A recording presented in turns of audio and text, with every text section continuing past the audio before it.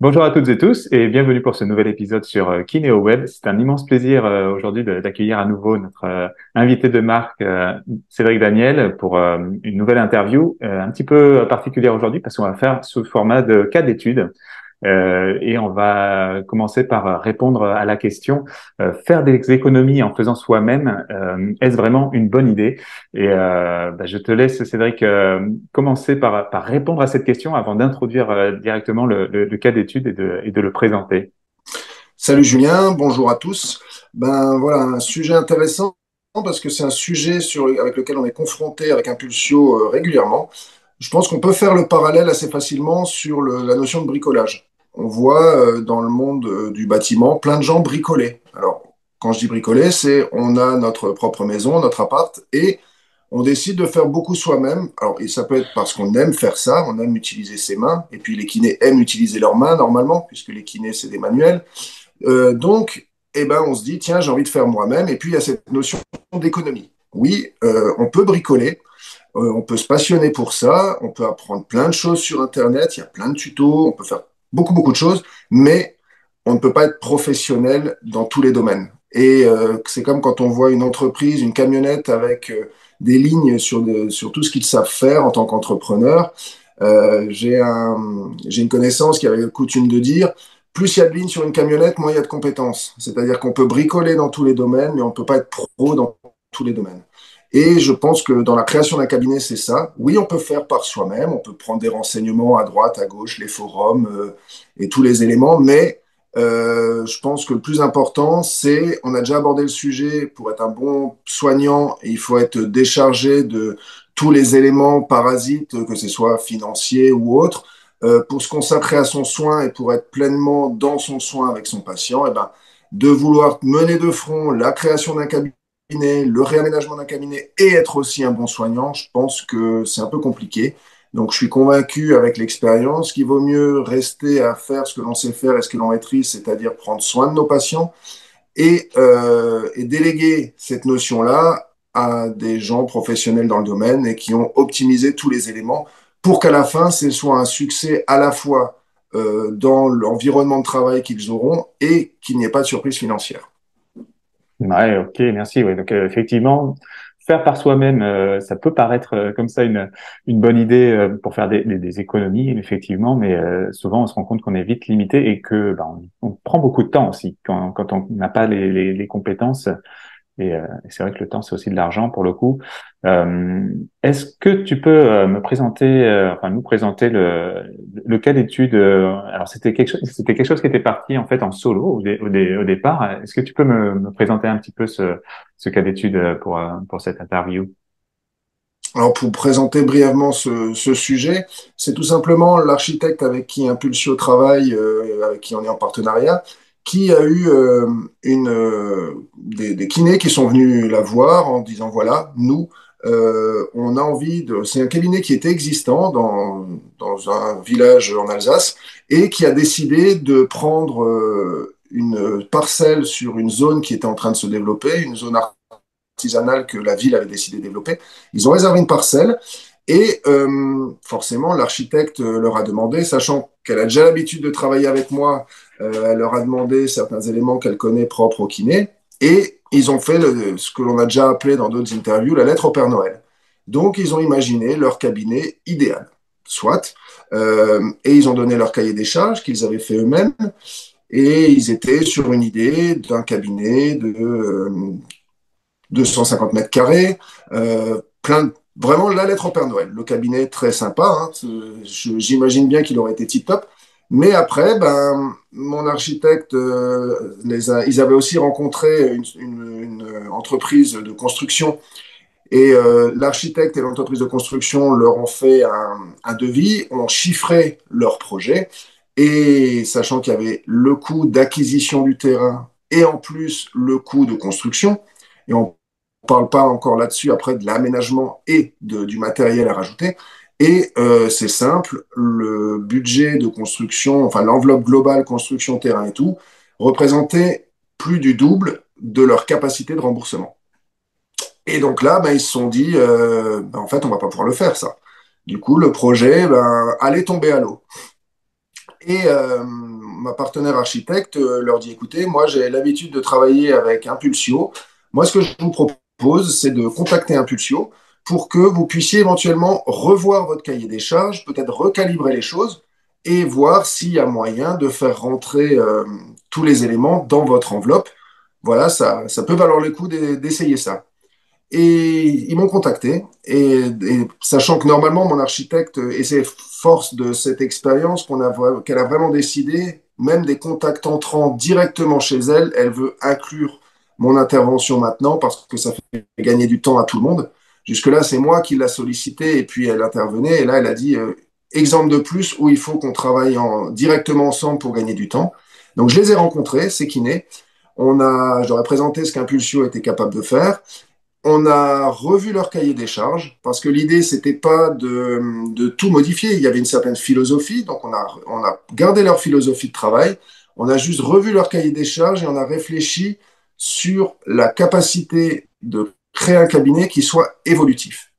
Et donc, parce que ça leur permettait de commencer leur activité dans ce nouveau cabinet et déjà de savoir que le jour où il y aura, ils se seront entre guillemets refait un peu la cerise financièrement et où il y aura, on peut aussi envisager une évolution de notre cotation. Enfin, il y a plein d'évolutions possibles au niveau financier. Peut-être qu'ils vont avoir ils vont développer d'autres activités qui amèneront des compléments de rémunération. Bref, il y a plein de choses. En tout cas, nous, ce qu'on a fait, c'est faire un cabinet évolutif. C'est quand je dis évolutif, c'est que ils peuvent grandir, que ce soit vers le haut ou sur le côté. Et ben on a réussi de cette façon. Et aussi, en revoyant la notion de financement, je les ai mis en relation avec mes partenaires financiers qui étaient prêts à prendre un peu plus de risques que leur banque historique, puisqu'on le sait que les banques, en général, c'est comme les assurances, ils mettent ceinture et bretelles. Là, moi, j'ai négocié avec certains partenaires j'ai discuté le fait que des kinés ou des professions de santé, quand leur rémunération est liée à leur activité. Donc, il n'y a pas, quelque part, il n'y a pas de prise de risque à accompagner financièrement des professionnels de santé parce que déjà, on est quelque part un petit peu les salariés de la CPM, quand on travaille en tant que conventionné, on est sûr des rentrées financières avec la CPM. En plus, il y a des activités annexes pour certains kinés. Donc, de mon viseur, la prise de risque pour une banque avec un professionnel de santé, elle est pas présente. C'est pas comme avec un entrepreneur lambda. Donc, j'ai des partenariats avec des financeurs qui acceptent de prendre un petit peu plus de risques que les banques classiques. Et donc, de mêler le retravail du cahier des charges, recalibrer leur cahier des charges et avoir des nouveaux partenaires financiers a permis que ce dossier puisse se faire. Et donc là, maintenant, le projet qui devait, entre guillemets, tomber à l'eau, il est de nouveau d'actualité et c'est parti. Ça va se faire. Voilà. Ça va se faire concrètement. Ok, bah super. Effectivement, c'est un petit peu ce dont on parlait dans la toute première interview qu'on a faite ensemble sur le cahier des charges, où toi, tu pars vraiment de la lettre au Père Noël. Alors là, pour le coup, Kinéla l'ont fait d'eux-mêmes hein, et se sont lancés tout d'abord seuls sur cette aventure, même s'ils ont fait appel à des professionnels à côté pour monter le projet, en particulier avec l'architecte. Mais on est vraiment parti de la lettre au Père Noël cette saison en plus pour vraiment dire où est-ce qu'on veut être dans l'idéal. Et toi, tu as pu donc t'appuyer sur cette lettre-là pour dire c'est possible de le faire, mais peut-être pas aujourd'hui, de temporiser et donc de partir sur une analyse complète. C'est bien ça? C'est exactement ça. Et alors oui, on a gagné des mètres carrés, mais pour moi, ce qui était important, c'était alors, que leur projet se fasse, mais que ce soit pas au détriment de la philosophie qu'ils avaient mis dans leur cabinet. Et on a réussi à combiner le tout, juste en leur... c'est vraiment on a retravaillé ce cahier des charges, on a recalibré les choses, on a gagné des mètres carrés. Les mètres carrés, gagner, c'est des sous de gagner, ce n'est pas de secret. C'est l'optimisation. Il y a le gain de mètres carrés, mais il y a aussi l'optimisation sur l'organisation dans ces mètres carrés qui a fait gagner de l'argent. Et c'est un ensemble de petits éléments, des petites gouttes qui permettent de gagner des sous au global. Et surtout, c'est vraiment le maître mot dans tous les projets. Là-dessus, à travailler avec nous, il se décharge du suivi de chantier et de tous les éléments stressants et ils se consacrent à leur temps médical. Ils font ce qu'ils savent faire et ce pour lequel ils sont formés et ce sont des bons kinés et ils continuent à bien prendre soin de leurs patients. Impulsio s'occupe d'encadrer leur projet, de piloter le projet avec eux. Et du coup, ben, c'est du stress en moins. Maintenant qu'ils savent que ce projet se fait, c'est parce on travaille ensemble. C'est même eux qui ont utilisé le terme de trio, eux, les architectes et moi. Donc, c'est rigolo que ce soit ceux qui voulaient faire ensemble qui maintenant parlent d'une équipe et d'un trio. Voilà, c'est pour moi, ben, ça montre que Impulsio va vraiment pouvoir les aider. Ouais, c'est super. Et tu parles beaucoup de l'appui des partenaires. C'est vrai que tu développes un réseau, tu continues de le développer d'ailleurs. On en saura plus sur une prochaine interview, je pense, dans le cours de l'année prochaine. Mais c'est vraiment quelque chose qui est très important, c'est de s'appuyer sur des personnes qui ont confiance aussi dans Impulsio pour monter des projets qui soient à la fois réalistes et réalisables. Est-ce que tu peux parler un petit peu plus de ces partenaires justement? Tu parlais des architectes, des banques. Est-ce que tu peux m'en dire un petit peu plus? Mais en fait, de manière générale, je ne peux pas avoir un discours en disant à nos clients, euh, il ne faut pas bricoler, il faut faire appel à des professionnels et ne pas, moi, respecter cette philosophie. Donc, c'est-à-dire que moi, je suis là pour piloter les projets, je suis là pour être, entre guillemets, le facilitateur de projets. Mais comme l'exemple de la camionnette que j'ai donné avant, avec plein de lignes, moi, je ne suis pas expert comptable, je ne suis pas banquier. Je suis allé chercher, de par mon expérience de pilotage, je suis allé chercher les compétences dans chaque domaine. J'ai essayé de chercher les meilleurs dans chaque domaine pour moi aussi ne pas bricoler.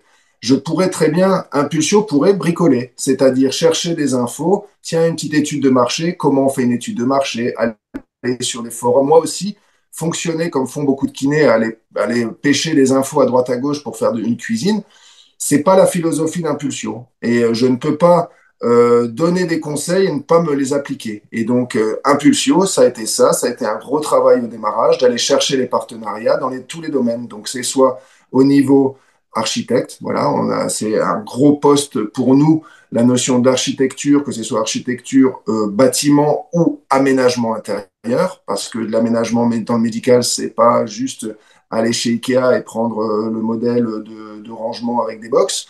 Donc il y a le côté architecture et aménagement. Il y a le côté financier. Donc on a des partenaires financiers, des banques qui sont prêtes à différentes banques qui étudient les dossiers et des courtiers pour qu'on essaye d'avoir les conditions les meilleures. Je précise aussi que les conditions les meilleures avec un banquier, c'est pas forcément la mensualité qui va être la moins chère ou le taux qui va être le moins cher. J'ai coutume de dire qu'un devis, ça se lit de en haut à gauche à en bas à droite. Et on a trop tendance à faire dans la précipitation, juste regarder un chiffre. Il faut regarder les services qui sont avec. Ça aussi, c'est des choses qui ont été négociées avec nos partenaires. Il y a le matériel médical, où on a essayé d'avoir avec nous des fournisseurs de matériel médical qui soient le plus pertinent possible, en ayant négocié des tarifs les plus intéressants pour les gens qui travaillent avec Impulsion. Il y a le domaine de la communication, où on a un partenariat avec une boîte de com qui va gérer tout ce qui va être, comment dire, trame d'image, tout ce qui va être tout ce qui va être logo, tout ce qui va être, comment dire, image vraiment au sens visuel dans le cabinet. Et après, ben, on connaît certains partenaires pour tout ce qui va être Internet, les réseaux sociaux. Il y a KineoWeb qui se débrouille pas trop mal dans ce domaine apparemment. Et voilà, tous les partenaires dans tous les postes que l'on peut avoir qui seraient capables d'intervenir pour être pertinents avec un kiné qui veut se lancer. Voilà, et on a essayé vraiment de chercher les pros dans chaque domaine et de pas bricoler nous-mêmes. Ok, super. Donc, bien s'appuyer sur un réseau qui connaît déjà la spécificité des kinés et en plus qui a l'habitude de monter des projets euh, coordonné par Impulsio, c'est vraiment très réussi. Pour en revenir donc à l'étude de cas, est-ce qu'on peut faire un état des lieux actuel de cette étude de cas et les possibilités donc futures de ce cabinet, puisque ce qu'ils avaient dans la lettre au Père Noël au début ne se réalisera pas cette année, mais par contre il y a vraiment de fortes possibilités que cela se réalise dans le futur. Alors, un point de confort que l'on avait sur ce projet, c'est que c'est un cabinet qui est déjà existant, qui tourne et qui va enfin, qui reste dans la même ville, mais qui va déménager. Donc, la prise de retard n'est pas trop problématique dans la mesure où ils peuvent continuer à faire leurs soins, ils peuvent continuer leur activité et ils se transféreront le moment venu. Ce ne serait pas la même si c'était une création pure et si ils attendaient sur cette construction pour démarrer leur activité. Donc ça nous donne un certain confort et pareil, ça nous permet de ne pas précipiter les choses. Ce qui ne veut pas dire qu'il faut être au ralenti, ça veut juste dire qu'on peut prendre le temps de faire les choses comme il faut. Ça, c'est déjà important. Et où est-ce qu'ils en sont? Le terrain a été réservé et donc là, on sait exactement quelle parcelle c'est, entre guillemets. L'architecte a dessiné et maintenant, on en est au stade où permis déposé et bon, il y a tous ces délais incompressibles au niveau des administrations. Mais déjà, bon, de toute façon, ils ont un accord verbal de la municipalité. Donc voilà, maintenant, c'est juste une question de temps.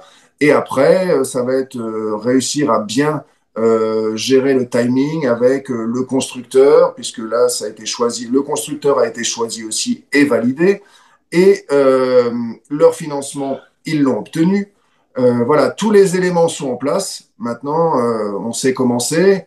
On rentre dans en tout cas, en Alsace, on le voit, on a eu des belles chutes de température les derniers temps. Donc, dans le monde du bâtiment, on va rentrer dans une période un petit peu compliquée au niveau météorologique pour lancer des chantiers. L'hiver, c'est pas forcément. Puis là, période de Noël, l'hiver et tout. Mais voilà, on est dans les starting blocks. Dès que les conditions le permettent, les coups de pelleteuse vont commencer. Super. Et donc, c'est un projet qui est évolutif. Donc, vous avez déjà planifié peut-être à 5 ou 10 ans la suite des événements si tout se passe comme il faut au niveau des résultats financiers aussi, puisque c'est quand même la base de, pour monter des projets de la problématique. Alors, si tu veux, on n'a pas mis de timing à dire c'est à tel moment que vous pourrez agrandir. C'est sur le fait on a mis évolutif pour que techniquement ce soit possible. Ça a été, c'est le boulot de l'architecte de laisser en place toutes les réservations pour une évolution. Alors, ce sera plutôt une évolution en R+1 parce que il y a une certaine dans l'analyse du cahier des charges de la commune, il fallait que le parking soit sur la parcelle, pas de parking autorisé dans les rues. Donc là, on a donc fait parking sur la parcelle réservée et une emprise au sol du bâtiment déjà. Donc il n'y aura pas trop de capacité d'évolution en surface au sol, mais en R+1.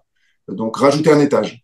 Mais ça se réfléchit déjà sur les réservations techniques, sur les réserves. Quand je dis technique, ça va être tout ce qui va être eau, électricité, comment dire, tout ce qui est évacuation, mais aussi l'éventuelle mise en attente d'une trémie pour aller vers le premier étage, d'un éventuel ascenseur, enfin tous ces éléments techniques évolutifs, ça c'est le job de l'architecte. Et pour pas que ce soit au moment où c'est faisable, qu'ils disent alors maintenant, comment est-ce qu'on va faire pour aller vers un étage supplémentaire? Parce que là aussi, si on fait ça au moment venu, eh ben, si ça n'a pas été prévu, ça va être des coûts supplémentaires. Alors que si ça a déjà été prévu, ça ne demandera pas les mêmes technicités pour le faire et ce serait une économie à ce moment-là. Ouais, tout est Sachant, déjà. oui, je disais juste pour finir, sachant que eux, ils ont déjà une activité à 4 et on a calibré le cabinet pour travailler à 4 actuellement confortablement. C'est juste de se dire, c'est pas la peine forcément de mettre plus grand tout de suite en se disant si on a des collaborateurs supplémentaires, on aura besoin de plus de surface. C'est déjà à 4 là, avec ce qu'on a fait, vous pouvez travailler confortablement. Il est évolutif, vous pourrez même travailler à plus que 4 dans cette surface que l'on a fait. Et après, si votre volonté est d'augmenter la surface, ce sera faisable. Ouais, donc tout est déjà dessiné, designé et compris pour une évolution en plusieurs étapes. Donc que ce soit sur la base existante, qu'on puisse être plus de kinés et en plus en surface par la suite sans avoir de surprise avec des canalisations à droite alors qu'on en a besoin à gauche et qu'il faut traverser tout le bâtiment. C'est effectivement plus du tout les mêmes coûts que la partie toiture soit préparée pour une évolution facile et tout ça. Donc c'est vraiment important. Ouais. Est-ce que tu as Ouais. un petit mot de la fin pour conclure cette étude de cas? Ben, le mot de la fin, en fait, au fur et à mesure des petites interviews qu'on fait, on pourrait presque reproduire le même à chaque fois. C'est de se dire, un projet, un cabinet de kiné, ça se gère comme une entreprise. On le dit à chaque fois. Oui, on est dans le domaine des soins, du soin, on est des soignants, mais quand on pilote un cabinet, quelle que soit sa taille, que ce soit à 2 ou à 10, eh ben, c'est une petite entreprise que l'on gère avec les problématiques d'entreprise. Et pour être des bons soignants, pour pouvoir se concentrer sur son soin et sur ses patients, il faut essayer de se décharger de ces problématiques que l'on peut avoir dans l'entreprise.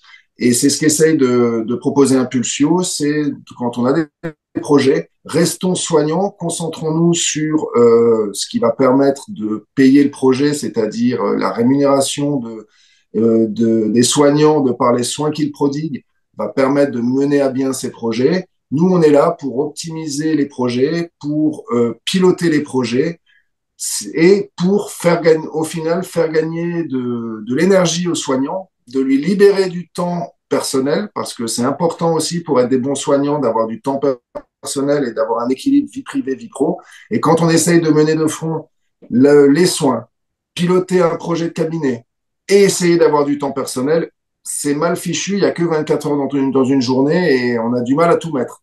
Donc, Impulsio est là pour essayer de décharger les soignants de tous ces problèmes annexes et de mettre en place ce fameux cahier des charges qui permet à la suite de bien piloter le projet. Bah, super, merci beaucoup Cédric pour ce mot de la fin.